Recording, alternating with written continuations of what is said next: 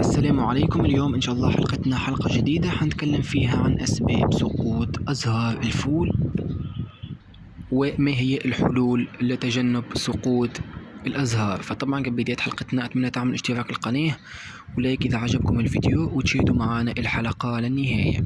طبعا مثل ما تلاحظ أمامكم هذا نبات الفول الأخضر بعد 3 أشهر من الزراعة وفي مرحلة التزهير مثل ما تلاحظ أمامكم.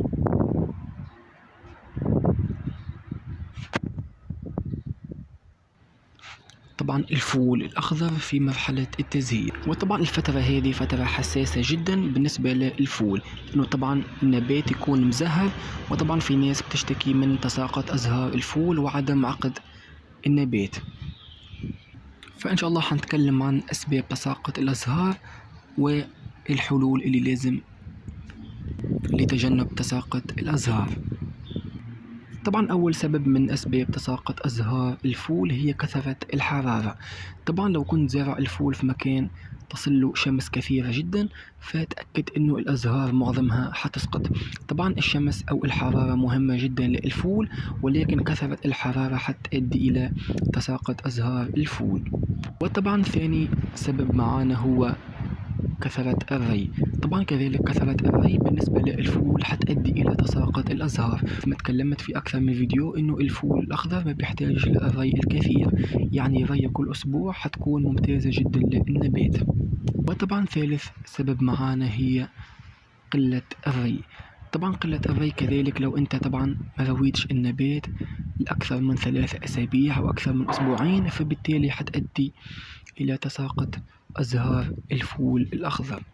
فطبعا حاول انك تروي النبات مرة كل اسبوع، وطبعا ممنوع انك تعطش النبات خلال الفترة هذه. وطبعا من اهم الحلول اللي لازم تعملها انك تنتظم في الري، يعني حاول انك تنتظم في الري. طبعا لو لاحظت تساقط ازهار الفول حاول انك تغير في طريقة الري او كمية الري، ومثل ما تكلمت انه ري كل اسبوع او كل 5 ايام حتكون ممتازة جدا للنبات. وطبعا ثاني حل، طبعا حل بسيط جدا، لو كانت في شمس على الفول بالشكل هذا حاول انك ترش الاوراق بالماء.